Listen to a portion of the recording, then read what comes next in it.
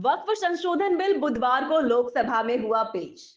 इधर इस बिल को लेकर झारखंड में भी सियासी गर्माहट देखने को मिली। कांग्रेस प्रदेश कार्यालय में बिल का विरोध देखने को मिला। प्रदेश अध्यक्ष केशव महतो कमलेश, कार्यकारी अध्यक्ष शहजादा अनवर और पूर्व केंद्रीय मंत्री सुबोध कांत सहाय सहित कई नेता काला पट्टी लगाकर विरोध जताया। वक्फ संशोधन बिल को लेकर कांग्रेस का साफ कहना है कि इसकी क्या जरूरत है। भाजपा लोगों को असली मुद्दों से भटकाने के लिए ऐसे मुद्दे लाती है। सिर्फ धार्मिक उन्माद फैलाने के लिए ये लोग लगे रहते हैं। मुख्य तौर पर कांग्रेस ने वक्फ बोर्ड की कमेटी में गैर मुसलमानों के होने का विरोध जताया। विधेयक अधिनियम की धारा 23 में संशोधन करके वक्फ बोर्ड के मुख्य कार्यकारी अधिकारी के मुस्लिम होने के मापदंड को हटाता है। इसके अतिरिक्त अधिनियम की धारा 9 में संशोधन करके विधेयक ने राज्य वक्फ बोर्ड और केंद्रीय वक्फ परिषद में 2 गैर मुसलमानों की अनिवार्य शर्त पेश की है। इसके अलावा विधेयक द्वारा धारा 9 में संशोधन के अनुसार परिषद में नियुक्त सांसदों, पूर्व न्यायाधीशों और प्रतिष्ठित व्यक्तियों का मुस्लिम होना आवश्यक नहीं है। ये संशोधन स्पष्ट रूप से मुस्लिम समुदाय के अपने मामलों के प्रबंधन से नियंत्रण को कमजोर करने और छीनने का प्रयास है और यह भारत के संविधान द्वारा प्रदत्त की गई धार्मिक स्वतंत्रता का स्पष्ट उल्लंघन है। यह विधेयक मुस्लिम समुदाय के धार्मिक भावनाओं से स्पष्ट हस्तक्षेप है और आरएसएस और भाजपा के मर्जी के अनुसार समुदाय की संरचना और कार्य प्रणाली को बदलने का प्रयास है। इस तरह दूसरा जो है, यह विधेयक जो है मौजूदा न्यायाधिकरण प्रणाली की जगह सरकारी अधिकारियों को विवादों को निपटाने का अधिकार देता है। यह बदलाव वक्फ बोर्ड की स्वायत्तता और धार्मिक सिद्धांतों के अनुसार मुद्दों को हल करने की इसकी क्षमता को कमजोर करता है। इसका हम लोग विरोध करते हैं। तीसरा नंबर, एक अन्य विवादास्पद पहलू यह प्रावधान है कि मुकदमों को सीधे उच्च न्यायालय में ले जाने की अनुमति देता है। यह समाधान प्रक्रिया को जटिल बना सकता है और संभावित रूप से न्यायिक प्रणाली पर बोझ डाल सकता है।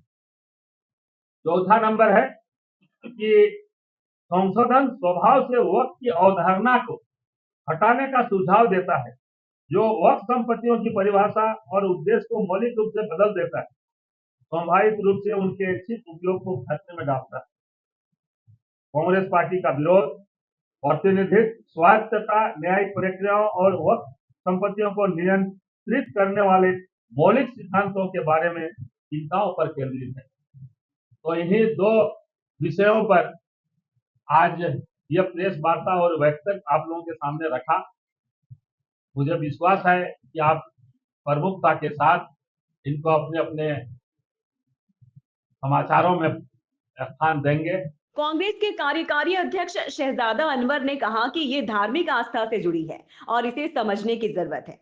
जब उनसे सवाल किया गया कि जब मंदिरों में कोई प्रशासनिक अधिकारी सदस्य हो सकते हैं, चाहे वो किसी भी धर्म से हो, तो वक्फ बोर्ड में क्यों नहीं?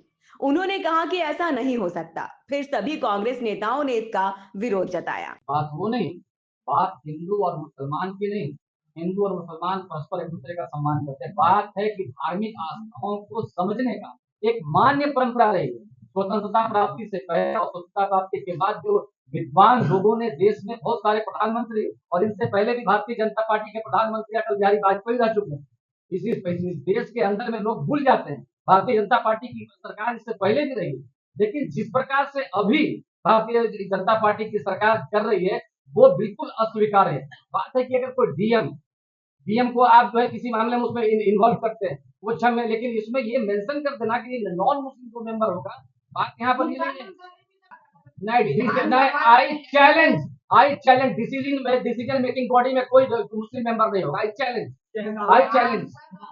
उसमें मुख्तार अब्बास नकवी ने शपथ दिया है कोर्ट में कि 99% जो हमने जमीन का सेटलमेंट और सब कुछ कर दिया है, डिजिटलाइजेशन कर दिया है। फिर विवाद की बात कहां है? उनके जो लोग हैं वो लोग खुद ही कह रहे हैं।